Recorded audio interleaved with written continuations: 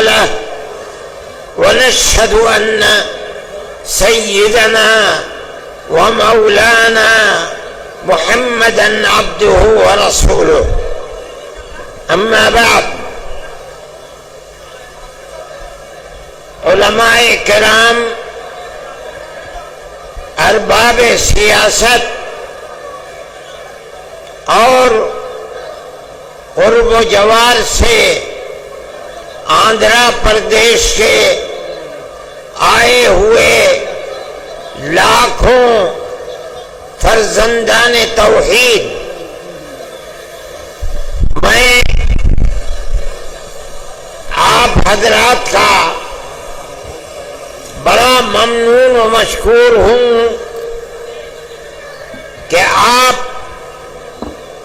جمعیت علماء ہند کی آواز پر اپنے کاروبار اور اپنی مشغولیتوں کو چھوڑ کر دیوانہ وار اس اجتماع میں لاکھوں کی تعداد میں شرکت کے لیے تشریف لائے۔ جمعیت علماء ہند کوئی سیاسی جماعت نہیں ہے۔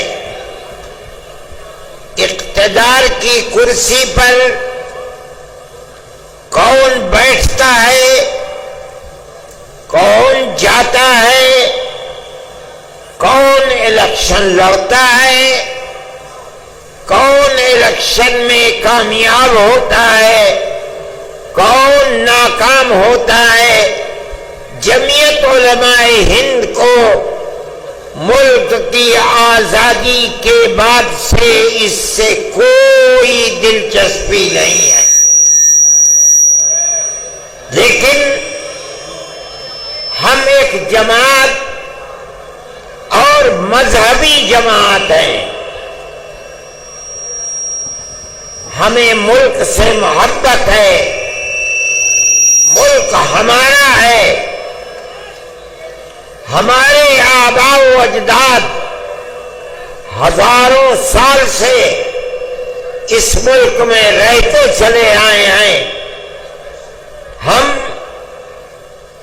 ملک میں امن و امان، بھائی چارگی، محبت، ایک دوسرے کے ساتھ پیار و محبت کے ساتھ رہنے کو ترجیح دیتے ہیں، اور ہم یہ سمجھتے ہیں کہ جب تک ملک میں پیار و محبت رہے گا ملک چلے گا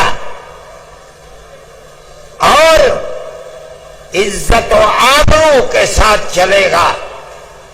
اگر پیار و محبت کو آگ لگ گئی، ایک دوسرے کے دکھ اور سکھ میں شریک ہونا چھوڑ گیا تو یہ ملک برباد ہو جائے گا، تہس نہس ہو جائے گا۔ ہم نے اسی لیے آپ کو دعوت دی تھی، اگرچہ حضرت مولانا خالد صاحب نے ملک کی آزادی کے سلسلے میں آپ کے سامنے حقائق کو رکھا ہے، آپ نے سنا ہے، لیکن یہ بات بھی بتائی کہ ہم نے دلی کے اجلاس میں یہ سمجھ کر کہ ملک کی حکومت جو یکساں سول کوڈ یعنی یونیفارم سول کوڈ کا نعرہ بلند کر رہی ہے، وہ گورنمنٹ اس وقت اپنے پیر کے اوپر کھڑی ہوئی نہیں ہے، بلکہ دو بیساکھیوں کے اوپر ہے۔ ایک بیساکھی بہار میں نتیش گورنمنٹ آئے اور دوسری بیساکھی آندھرا پردیش کے اندر چندرا بابو نائیڈو جی کی بیساکھی آئے. ہم یہ چاہتے تھے کہ ہم ان دونوں پارٹیوں کو یہ بتائیں کہ ملک کے اندر جب تک ملک کے دستور کی حفاظت نہیں کی جائے گی اس وقت تک ملک اپنے پیر پر کھڑا نہیں رہ سکتا. ہم نے ایک اجلاس بہار میں کیا یہی چیز بتانے کے لیے. ہم نے دلی کے اجلاس میں یہ بات کہی تھی کہ ہم چندرا بابو نائیڈو جی کا جو وطن ہے ہم کڑپا کے اندر اجلاس کریں گے اور اس جلسے کے اندر 5 لاکھ آدمی جمع ہوں گے. اگرچہ جمعیت علماء ہند نے آج سے پہلے کبھی ملک کی آزادی کے بعد ملک کی آزادی سے پہلے کڑپا میں کبھی کوئی ایسا اجتماع اور جلسہ نہیں کیا تھا. لیکن ہم یہ سمجھتے ہیں ہمارا عقیدہ ہے ہم اس بات کو جانتے ہیں کہ ملک کا مسلمان اپنے ملک کا وفادار ہے. وہ ملک کے اندر امن و امان کو قائم رکھنا چاہتا ہے. ہم نے 5 لاکھ آدمیوں کو دعوت دی اور آج اس جلسے میں 5 لاکھ سے زیادہ لوگ جمع ہیں. آنا جانا مشکل ہے, چلنا پھرنا مشکل ہے. مجھ کو شہر سے یہاں تک آنے میں 5 گھنٹہ لگ گیا, جبکہ کتنی گاڑیاں پولیس کی میرے ساتھ تھی. سارے راستے بند ہیں. میں یہاں آ گیا. میں خوش ہوں اس بات سے کہ آپ اتنی بڑی تعداد میں یہاں آئے. ہمارا جو جلسہ تھا, ہم نے جو بات 1 مہینے پہلے دلی میں کہی تھی وہ بات ہماری پوری ہو گئی.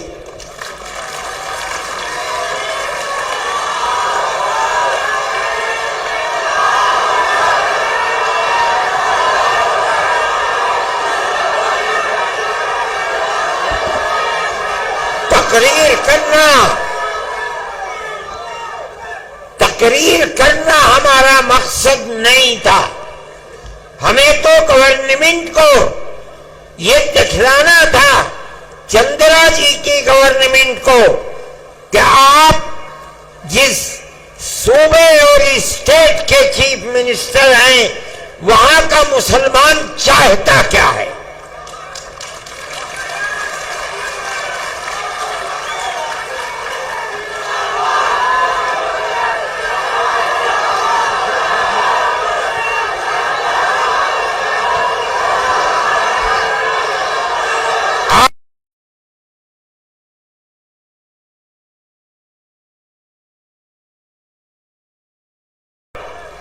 جمعیت علماء ہند کی آواز پر جمع ہو گئے. ہمارا مقصد پورا ہو گیا. ہم یہ سمجھتے ہیں کیا ہم یہ سمجھتے ہیں کہ آپ کے یہاں جمع ہونے کی آواز صرف اس پردیش ہی میں نہیں, پورے ہندوستان میں نہیں, پوری دنیا کے اندر پہنچ رہی ہے.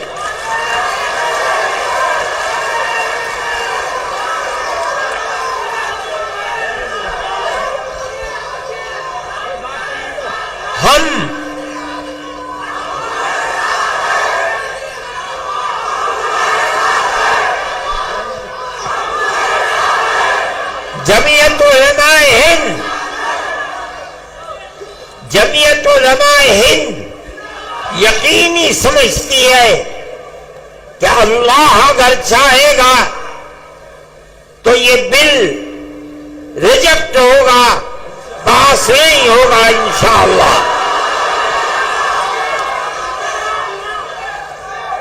آپ کی گورنمنٹ جن بیساکھیوں کے اوپر بی جے پی گورنمنٹ ٹکی ہوئی ہے، آپ کی گورنمنٹ اس آواز کے بعد جو آج آپ آواز دے رہے ہیں، یقیناً اس بل کی مخالفت کرے گی۔ ہم اس ملک کے رہنے والے ہیں، ہمارے اس ملک کے اندر کیرلا سے لے کر کشمیر تک اور منی پور سے لے کر بمبئی تک ہمارے لاکھوں اوقاف ہیں۔ آج سے نہیں، اس ملک میں مسلمان 1300 سال سے رہتا ہے۔ 1300 سال سے کیرالہ سے لے کر شمالی ہندوستان تک، مغربی ہندوستان سے لے کر مشرقی ہندوستان تک 1300-1400 سال سے ہمارے اوقاف ہیں۔ بڑی بڑی مسجدیں ہیں، دلی کی جامع مسجد سے بادشاہوں کی بنائی ہوئے بڑی بڑی مسجدیں ہیں۔ آج تک قانون یہ تھا کہ جو قبرستان ہے یا مسجد ہے یا خانقاہیں ہیں، اگرچہ ان کے کاغذات نہیں ہیں، لیکن ان کی صورت یہ بتا رہی ہے کہ وہ مسجد ہے، اس کا مطلب ہے کہ وہ مسلمانوں کا وقف ہے۔ اس لیے جو پرانا دستور تھا وقف کا، اس میں یہ بات لکھی ہوئی ہے کہ جو مسجد ہے اس کو وقف مانا جائے گا۔ چنانچہ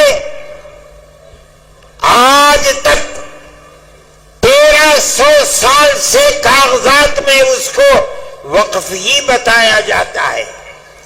یہ پرانا وقف ایکٹ تھا۔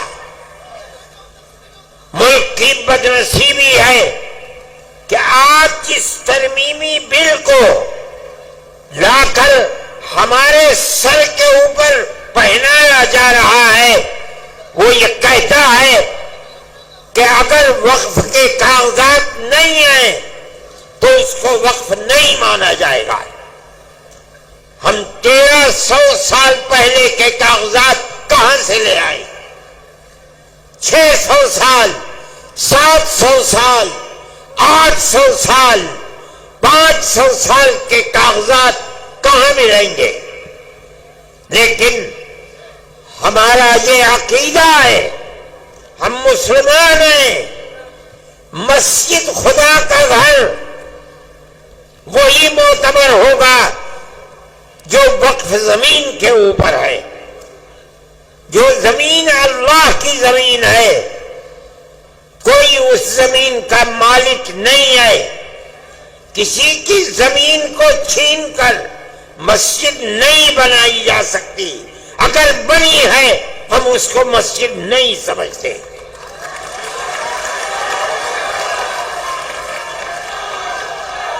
مسجد خدا کا گھر وہی ہے جو خدا کی زمین کے اوپر ہے۔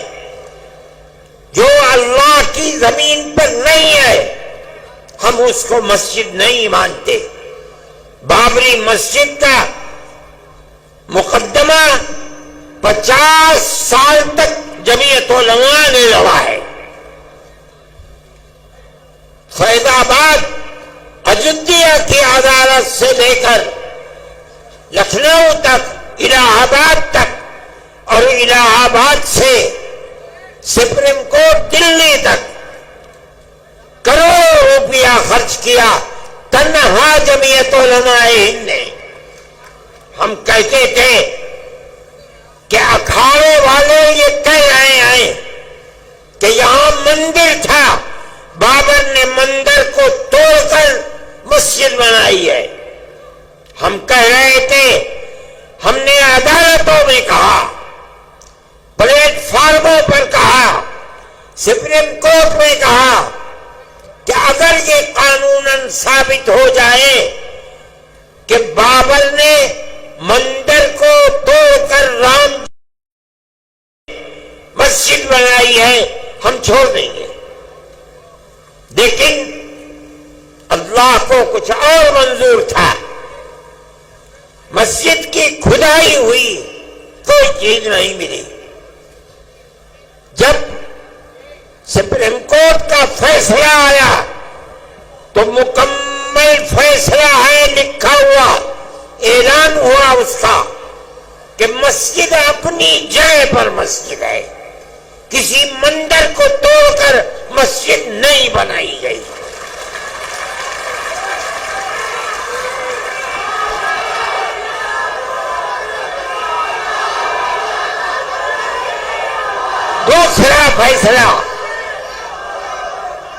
دوسرا فیصلہ یہ ہے سپریم کورٹ کا کہ جن لوگوں نے مسجد کو شہید کیا، مسجد کے اندر گھس کر بت رکھا ہے، وہ مجرم ہے. لیکن ہم یہ سمجھ رہے تھے کہ تیسرا فیصلہ اب یقیناً یہ آئے گا کہ مسجد مسجد ہے، مندر نہیں ہے، مسلمانوں کا حق ہے. لیکن تیسرا فیصلہ آیا کہ ہم مسجد اکھاڑے کو دیتے ہیں. ہم کچھ نہیں کر سکے، وہ ہماری سب سے بڑی عدالت ہے. لیکن ہمیں اس بات کی خوشی ہے کہ بابری مسجد مسجد تھی. ہندوستان کا سپریم کورٹ بتاتا ہے مسجد اپنی جگہ پر ہے.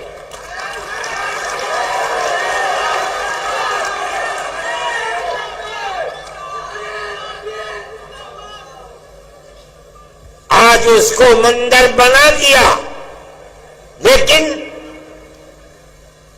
پوری بی جے پی اس کو اپنے الیکشن کا معیار نہیں بنا سکی. بے آباد ہے. اجودھیا کو یہ سمجھا جا رہا تھا کہ وہ ملک کی مذہبی دارالسلطنت بن جائے گا، لیکن کوئی نہیں، نہ آنے والا نہ جانے والا. میرے بھائی، جمعیت علماء ہند ملک کے اندر امن و امان کو قائم رکھنا چاہتی ہے. ہم سڑکوں پر نہیں اترے، ہم نے کوئی احتجاج نہیں کیا. سپریم کورٹ ہمارا ہے، ہمارے ملک کی سب سے بڑی عدالت ہے.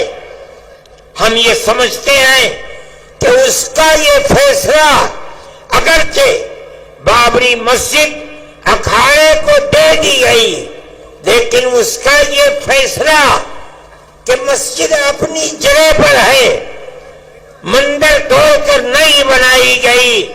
ساری دنیا جو چاہے کہے، ہم کہتے ہیں کہ ہم جیت گئے، ہم ہارے نہیں ہیں.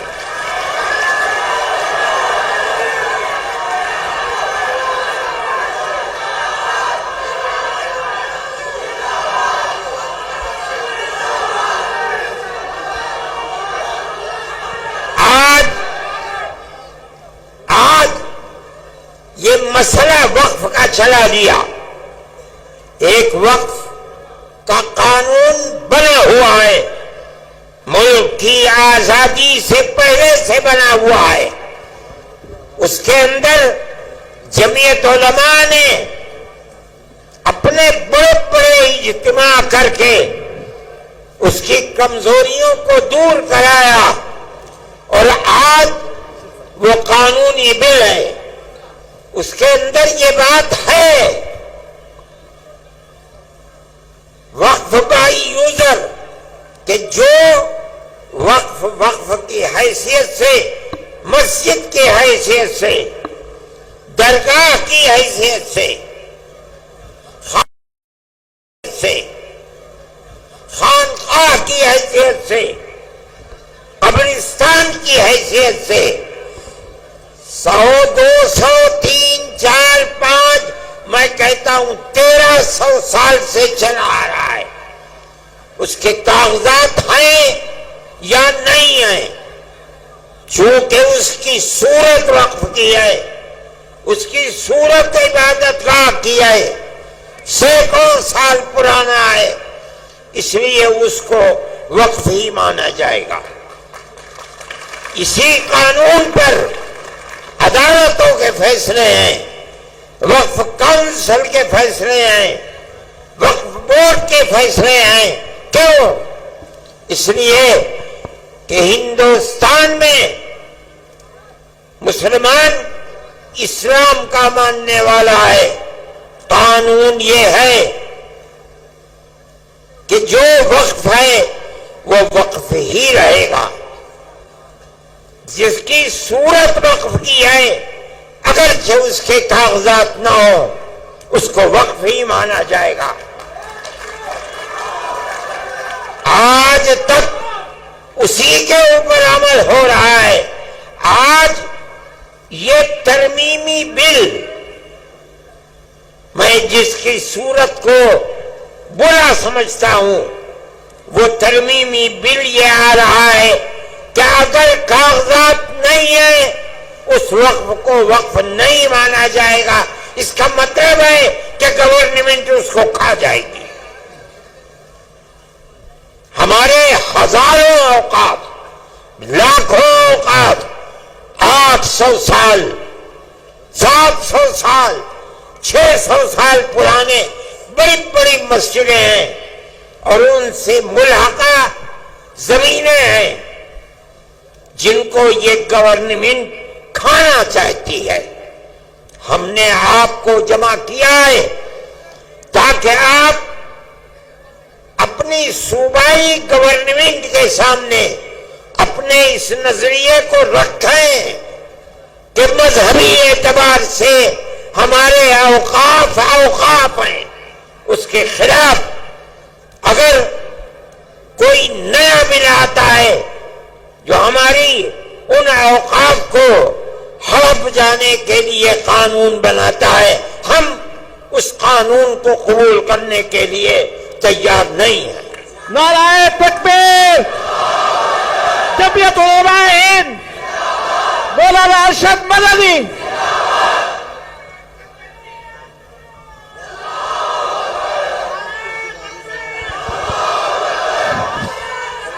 اب میں آپ کو اس وقف نے، اس ترمیمی بل نے جس کی ہم مخالفت کر رہے ہیں، میں آپ کو بتاتا ہوں یہ موجودہ ترمیمی بل نہیں ہے، در حقیقت مسلمانوں کے اوقاف کو کھا لینے کے لیے بل لایا گیا ہے، ہڑپ کرنے کے لیے بل لایا گیا ہے، مسلمانوں کی جائیدادوں کو چھیننے کے لیے بل لایا گیا ہے۔ دیکھیے آج تک ہندوستان میں جہاں بھی وقف بورڈ ہے، اس وقف بورڈ کے جتنے ممبر ہوتے ہیں وہ ممبر گورنمنٹ کے بنائے ہوئے نہیں ہوتے، بلکہ ان ممبروں کا الیکشن ہوتا ہے، لیکن وہ سارے ممبر مسلمان ہوتے ہیں۔ کیوں؟ وقف مسلمانوں کا ہے، مسلمانوں کے اوقاف پر وقف بورڈ کے اندر کام ہوتا ہے، اس لیے 11 ممبر ہوتے ہیں عام طریقے پر۔ شرط ہے وہ 11 کے 11 الیکشن سے آتے ہیں اور سب کے سب مسلمان ہوتے ہیں۔ اب آپ دیکھیے اس بل کی نمبر 11 کا اے، پیج نمبر صفحہ نمبر 6، وہ یہ کہتے ہیں کہ بورڈ کے 11 ممبر جو گورنمنٹ جن کا انتخاب کرتی ہے، انتخاب نہیں ہوگا بلکہ گورنمنٹ کو خود منتخب کر کے بغیر الیکشن کے لا کر رکھے گی۔ ہم کیا جانتے ہیں کہ کن کو رکھتے ہو؟ پھر وہ کہتے ہیں کہ ان 11 میں سے صرف 4 ممبر مسلمان ہوں گے اور 7 ممبر غیر مسلم ہوں گے۔ وقف ہمارا ہے، ہمارے باپ دادا کا ہے، ہماری زمینیں ہیں۔ وہ جو 7 ممبر زیادہ ہیں اور وہ مسلمان نہیں ہیں، وہ کیا جانے کہ وقت کی حفاظت کس طرح ہوگی۔ اس کا مطلب ہے کہ گورنمنٹ صوبائی گورنمنٹ ہے، اس کو کھانا چاہتی ہیں۔ ہمارے وقف ہیں، ہمارے باپ دادا کے وقف ہیں، جن کی تعداد 11 ہے، اس 11 میں سے صرف 4 مسلمان ہوں گے، باقی سب کرسچن، ہندو اور کون کون ہوتے ہیں۔ مگر سوال یہ ہے کہ ہمارا وقف کس طرح محفوظ رہ سکے گا؟ ہم نے چیئرمین کے سامنے یہ بات کہی، پورا بورڈ تھا 32-33 پارلیمنٹ کے ممبروں کا، ہم نے ان کے سامنے کہا کہ آج تک شرط ہے کہ سارے ممبر مسلمان ہوں گے، اس لیے کہ وقت مسلمانوں کا ہے، غیر مسلم کیسے آئیں گے؟ وہ کہتے ہیں نہیں، اس نئے وقف کو کہا جاتا ہے گورنمنٹ کی طرف سے کہ ہم اوقاف کی حفاظت کے لیے یہ ترمیمی بل لائے ہیں۔ ہم کہتے ہیں کہ تم اوقاف کی جڑ کھودنے کے لیے لا رہے ہو۔ ہم اسی لیے کہتے ہیں کہ مسلمان اس ترمیمی بل کی تائید نہیں کر سکتا۔ اسی لیے ہم نے چیئرمین کے سامنے کہا، پارلیمنٹ کے ممبروں کے سامنے کہا، ہم آپ کے سامنے کہہ رہے ہیں کہ آپ ان کی کمزوریوں کو سمجھیے۔ یہ کہہ رہے ہیں کہ ہم مسلمانوں کے اوقاف کی حفاظت کے لیے ترمیمی بل لائے ہیں۔ ہم کہتے ہیں جھوٹ بول رہے ہو، تم اوقاف کو مسلمانوں کی آگ لگانے کے لیے یہ بل لائے ہو۔ دوسری بات،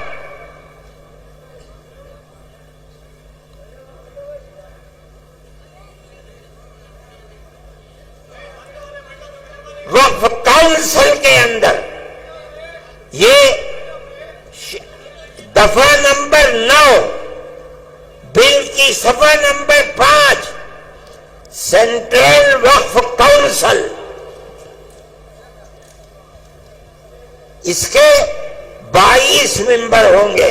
یہ دوسری چیز ہے، ان 22 ممبران کے اندر وہ کیا کہتے ہیں؟ نمبر 1 9B کہتے ہیں 3 ممبران پارلیمنٹ ہوں گے۔ ان کا مذہب کیا ہوگا؟ کچھ نہیں ہے۔ پھر فرماتے ہیں 2 جج ہوں گے، مذہب کی کوئی قید نہیں، 3 اور 2 5۔ 1 وکیل ہوگا جس کو گورنمنٹ لے کر آئے گی، مذہب کی کوئی قید نہیں۔ 6 4 وقف کے ماہر ہوں گے، مذہب کی کوئی قید نہیں۔ 6 اور 4 10 مرکزی حکومت کا 1 ملازم ہوگا، مذہب کی کوئی قید نہیں ہے۔ 11 اور ایک انچارج اس کا یونین منسٹر ہوگا، 12، کوئی قید نہیں. اور پھر لکھتے ہیں 9C کے اندر 10 مسلمان ہوں گے. آپ کیا سمجھے؟ مسلمانوں کا وقف بل ہے جس کو لا رہے ہیں، لیکن اس کے اندر 10 مسلمان اور 12 غیر مسلم ہیں. مسلمانوں کی تعداد کم کیوں ہے؟ اگر ووٹنگ ہوگی اکثریت کدھر جائے گی؟ وقف ہمارا ہے، ہمارے باپ دادا کا ہے. جس طرح ملک کی آزادی کے بعد سے آج تک وقف کونسل کے اندر، وقف بورڈ کے اندر سب کے سب ایک یونین منسٹر کے علاوہ سارے مسلمان ہوتے تھے. گورنمنٹ کی طرف سے ان کو داخل نہیں کیا جاتا تھا، ان کا الیکشن ہوتا تھا. آپ کو وہ قانون کیوں خلاف لگتا ہے؟ ہمارے باپ دادا کا وقف ہے. مسلمان اس کے انچارج ہوں گے، مسلمان ان کے اپنے اوقاف کے رکھوالے بنیں گے. ہم اسی لیے اس کی مخالفت کرتے ہیں. اور آگے چلیے، فرماتے ہیں وقف کے بارے میں میں مختصر کر کے بتاتا ہوں. وقف کے ہونے یا نہ ہونے کا فیصلہ وقف بورڈ کیا کرتا ہے. یہ پرانے وقف بورڈ کے دستور کی 40ویں دفعہ ہے کہ کوئی زمین ہے، عمارت ہے، اس کو لایا گیا کہ یہ وقف کی عمارت ہے. اس کا فیصلہ کون کرے گا؟ وقف بورڈ کرے گا. یہ جو موجودہ ترمیم ہے اس کا دفعہ نمبر 20 صفحہ نمبر 9 یہ کہتا ہے کہ ہم دفعہ 40 کو ختم کرتے ہیں. کیا مطلب؟ بورڈ کو یہ اختیار نہیں ہے کہ وہ کسی چیز کے وقف ہونے کا فیصلہ کرے. یہ فیصلہ ہمارا ہوگا، گورنمنٹ فیصلہ کرے گی یا کلکٹر فیصلہ کرے گا، وقف بورڈ فیصلہ نہیں کرے گا. وقف بورڈ کے ناک، کان، ہاتھ، پیر کاٹ دیے گئے. آگے کہتے ہیں 3 دفعات ہیں. دفعہ 107 آج کے وقف کے اندر یہ دفعہ ہے 107. کیا ہے؟ اگر کسی آپ کے شہر کی عمارت میں کوئی آدمی 50 سال سے قبضہ کیے ہوئے ہے، اتنے لمبے اتنا حق ہو گیا کہ اب اس جائیداد کو جو چھوڑا نہیں سکتا. یہ قانون ہے 1963 کا. لیکن جو پرانا وقف بورڈ تھا اس کے اندر یہ بات تھی کہ اگر یہ جائیداد وقف جائیداد ہے تو وقف بورڈ اس کو چھوڑا سکتا ہے. میری اور آپ کی اگر اپنی جائیداد ہے اور آدمی 50 سال سے 60 سال سے اس میں رہ رہا ہے، ہم اس کو نہیں چھوڑا سکتے. لیکن اگر وہ جائیداد وقف جائیداد ہے اور اس جائیداد پر کسی نے قبضہ 50 سال سے 60 سال سے کر رکھا ہے، وقف بورڈ کو یہ اختیار حاصل ہے کورٹ میں جائے اس کو چھوڑنا پڑے گا. کیوں؟ یہ وقف جائیداد ہے. آج یہ قانون کہتا ہے کہ ہم اس نئے قانون کے اندر دفعہ 107 کو ختم کرتے ہیں اور کہا جا رہا ہے کہ ہم یہ لا رہے ہیں اوقاف کی حفاظت کے لیے. ایسا جھوٹ بولا جا رہا ہے. یعنی اگر وقف مقبرے کے اوپر، مان لیجئے مسجد کے اوپر، پنجاب میں مسجدوں کے اندر لوگ رہتے ہیں، مسلمان چلے گئے، اس قانون کے اعتبار سے اگر وقف بورڈ جائے اور جا کر یہ کہے کہ اس مسجد کو خالی کرو، پرانا وقف قانون کہتا ہے خالی کرنا پڑے گا، لیکن یہ کہتا ہے کوئی ضرورت نہیں ہے، اس نے ہمارے وقف کو کھا لیا. اور آگے چلیے، دفعہ 108 میں کوئی پاکستان چلا گیا، اس کی جائیداد فوراً کسٹوڈین نے اپنے قبضے میں کر لی. آپ لوگ بھی جانتے ہوں گے، جو لوگ گئے ہیں ان کی جائیدادیں کسٹوڈین میں چلی گئی، لیکن اگر وہ وقف کر کے گیا ہے تو وہ وقف کسٹوڈین میں نہیں جائے گا. قانون آج تک یہی ہے. اب آپ سنیے، یہ ترمیمی بل کہتا ہے کہ ہم دفعہ 108 کی پرانی وقف بورڈ کو ختم کر دیں گے. کیا مطلب ہے؟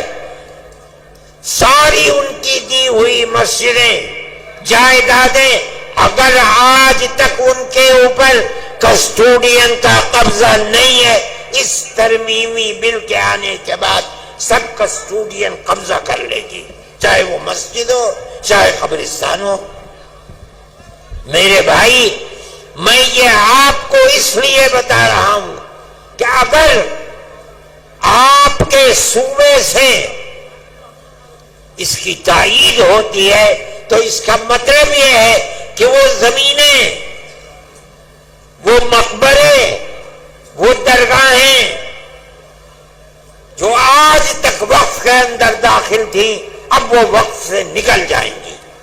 ہم اسی بنیاد پر کہتے ہیں آپ حضرات کی یہ آواز جو آج اس میدان سے ابھر رہی ہے، انہی بنیادوں کے اوپر ہم کہتے ہیں کہ وہ آواز اس وقف کے ترمیمی بل 2024 کے خلاف یہ آواز اٹھنی چاہیے. جمعیت علماء ہند، میں نے آپ سے کہا تھا کہ ایک مذہبی جماعت ہے، ہمارا سیاست سے کوئی تعلق نہیں ہے. ہم آپ کی گورنمنٹ سے، صوبائی گورنمنٹ سے یہ کہتے ہیں کہ مسلمان، پورے ملک کا مسلمان یہ سمجھتا ہے کہ یہ وقف ترمیمی بل مسلمانوں کے اوقاف کو برباد کرنے کے لیے، ہڑپ کرنے کے لیے جو چند مثالیں میں نے آپ کو بتائی ہیں، یہ تو 3 صفحے ہیں ہمارے. آپ اس کے خلاف اپنی رائے کو متحد کریں. میں یہ سمجھتا ہوں کہ آپ کے اس جمع غفیر کے جمع ہو جانے کے نتیجے میں یقیناً یہ آواز ارباب اقتدار کے کانوں تک پہنچے گی انشاءاللہ. اور یہ بات ہوگی کہ بی جے پی گورنمنٹ کے اس مسلمانوں کی جائیداد کو آگ لگانے اور کھانے والے بل کی مخالفت کی جائے گی. جمعیت علماء ہند آج کے وہ حالات جو اس دنیا کے اندر ہیں یا ملک کے اندر ہیں، ان کو بڑے گہرے طریقے پر دیکھتی ہے. ملک کے اندر جو بات چیت چل رہی ہے فرقہ پرستی کی، چاہے وہ مکانوں کے اوپر بلڈوزر چلنے کی بات ہو، یا آسام کے اندر مسلمانوں کو ملک کے اندر رہنے کے حق سے محروم کرنے کی ہو، یا مسلمانوں کے مدرسوں کو بے بالو پر کرنے کی ہو، جمعیت علماء ہند ان تمام چیزوں کی مخالفت کرتی ہے۔ اسی طرح ہم فلسطین کے مسئلے کو، اگرچہ ہمارے ملک کے پرائم منسٹر نے پہلے دن یہ بات کہی تھی کہ فلسطین کے لوگ دہشت گرد ہیں، میں نے اس وقت یہ بات اخبارات میں دی تھی اور میڈیا کے اندر دی تھی کہ مجھے افسوس ہے کہ ارباب اقتدار یہ نہیں جانتے کہ مسئلہ کیا ہے۔ مسئلہ تو صرف اتنا ہے کہ اسرائیل کو یورپ اور امریکہ نے خلافت اسلامیہ ترکیہ کو توڑ کر اسرائیل کو جنم دیا، بیت المقدس اس میں نہیں تھا۔ اس کے بعد امریکہ یورپ نے مل کر اسرائیل میں اپنی فوجیں بھیج کر فلسطین کے اوپر قبضہ کیا، بیت المقدس پر قبضہ کیا، ہزاروں آدمی مارے گئے، بیت المقدس پر قبضہ کیا، فلسطین کو اپنا غلام بنا لیا۔ اس کے بعد پھر شام کے اوپر حملہ کیا اور گولان کی پہاڑیوں پر قبضہ کر کے یہودیوں کی بستیاں بسا دی۔ اگر یہ کہتے ہو کہ فلسطینی دہشت گرد ہیں، آزادی کی لڑائی نہیں ہے، تو ماننا پڑے گا کہ جواہر لال نہرو جنہوں نے یہاں آزادی کی لڑائی لڑی ہے وہ بھی دہشت گرد تھے۔ نعرہ تکبیر! یہ ماننا پڑے گا گاندھی جی دہشت گرد تھے، ابوالکلام آزاد دہشت گرد تھے۔ اس کا مطلب ہے کہ تم کچھ نہیں جانتے۔ ان کا موقف بدلا، اب وہ یہ کہتے ہیں کہ ہم فلسطینیوں کے ساتھ ہیں۔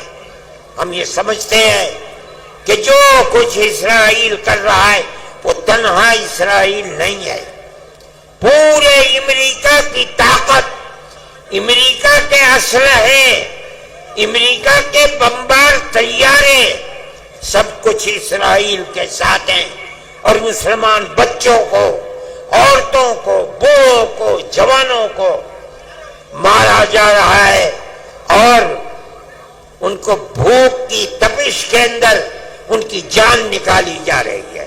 ہم اس کے مخالف ہیں۔ ہم یہ سمجھتے ہیں کہ جو دنیا کے اندر ہو رہا ہے دنیا مخالفت کر رہی ہے، وہ اسرائیل کو ظالم سمجھتی ہے، لیکن اس کے باوجود بھی اسرائیل کا معاملہ تھمنے کو نہیں آ رہا ہے۔ ہم مخالف ہیں، دنیا میں سب کو جینے کا حق ہے، اسی طریقے سے فلسطینیوں کو بھی جینے کا حق ہے۔ دوسری بات، ہم یہ بات کہتے ہیں کہ ملک کا دستور جمعیت علماء کے لوگوں کا بنایا ہوا دستور ہے۔ مولانا ابوالکلام آزاد، مفتی کفایت اللہ، مولانا حسین احمد مدنی، مولانا حسرت موہانی، یہ وہ لوگ ہیں جو ہندوستان کے دستور کو بنانے کے اندر شریک ہیں۔ اس لیے کہ جیسے جیسے ملک کی آزادی قریب آتی تھی، جمعیت علماء بار بار کہتی چلتی تھی، ہم سے وعدہ کرو کہ ملک جب آزاد ہوگا تو ملک کا دستور سیکولر دستور ہوگا۔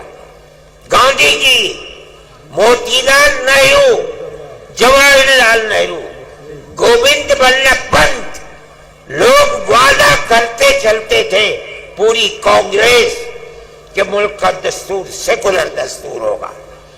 وہ دستور کی دفعات جن کے اندر مذہب کو زندہ رکھنے اور زندگی کے ساتھ ضمانت دی گئی ہے، مولانا ابوالکلام آزاد، حسرت موہانی، مفتی کفایت اللہ کی بنائی ہوئی دفعات ہیں. آج ان دفعات کو یہ کہا جا رہا ہے کہ یہ دفعات بڑھائی ہوئی دفعات ہیں. کسی کو کچھ پتا نہیں ہے.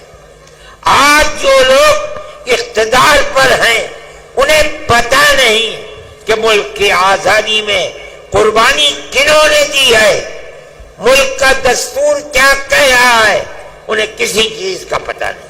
مجھے حیرت ہوئی جس دن پٹنے میں ہمارا جلسہ تھا, مجھے لوگوں نے پرائم منسٹر کا ویڈیو سنایا جس میں پرائم منسٹر یہ کہہ رہے تھے کہ ہندوستان کے دستور کے اندر کہیں وقف کا ذکر نہیں ہے.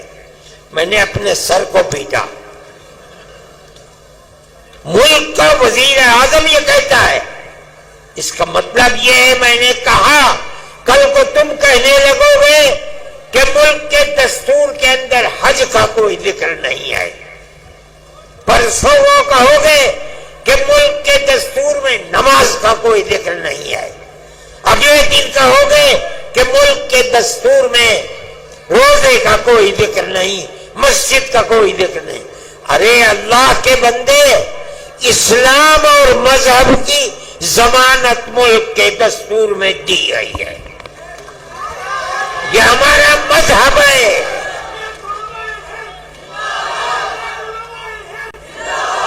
مگر میں کیا کہوں, میری سمجھ میں نہیں آتا کہ آج جو لوگ اقتدار کی کرسی پر بیٹھے ہیں انہیں مذہب ہی کا نام نہیں آتا, نہ وہ کچھ جانتے ہیں. ہمیں ہمارے مذہب کی ضمانت دی گئی ہے. ہم اس ملک میں زندہ ہیں, یہی مریں گے, یہی پیدا ہوئے ہیں. اور مولانا ارشد مدنی, ہندوستان, نعرہ تکبیر, آئین ہند. اپنے مذہب کے ساتھ زندہ رہیں گے. ہمارا ایمان ہے, ہمارا مذہب مرنے والا مذہب نہیں ہے. جنہوں نے ہمارے مذہب کو مارنے کے لیے اپنے تیر و تفنگ چلائے ہیں وہ خود مٹ گئے, مذہب اسلام سے.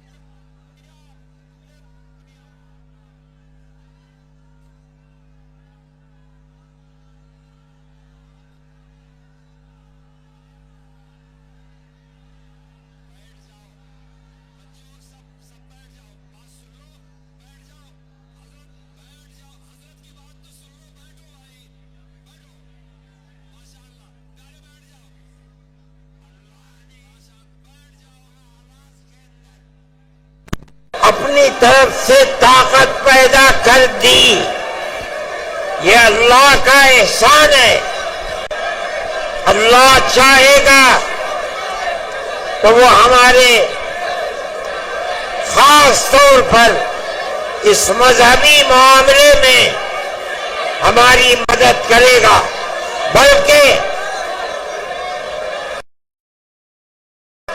گورنمنٹ اور ملک کی فرقہ پرست ذہنیت مذہب اسلام کو بدلنا چاہتی ہے، ختم کرنا چاہتی ہے، یکساں سول کوڈ کو لانا چاہتی ہے. وہ لوگ انشاءاللہ ناکام و نامراد ہوں گے اور مذہب اسلام انشاءاللہ زندہ رہے گا. میں آپ سب کا اور جن لوگوں نے اس اجلاس کے لیے دامیں درہمیں سخنے مدد کی ہے، میں ان سب کا اور انتظامیہ پولیس والوں کا ارباب سیاست کا جو یہاں ہیں، میں اپنے دل کی گہرائیوں سے ان سب کا شکریہ ادا کرتا ہوں. اللہ تعالی آپ حضرات کے آنے کو قبول فرمائے. آپ جس طرح خیر و عافیت کے ساتھ آئے ہیں، آمین کہو حضرت. دعا اسی دعا طرح فرما رہے ہیں. خیر و عافیت کے ساتھ دعا ہو رہی ہے. آمین کہو. ہو جائیں. دعا ہو رہی ہے. سکون سے آمین کہیں. جہاں جہاں ہمارے والنٹیئر اور پولیس والے ہیں وہ اپنا محاذ سنبھال لیں تاکہ مجمع سکون سے نکل جائے. حضرت دعا فرما رہے ہیں. اللہم انا نشہدک انت آمین اللہ آمین لا الہ الا انت آمین. انت الاحد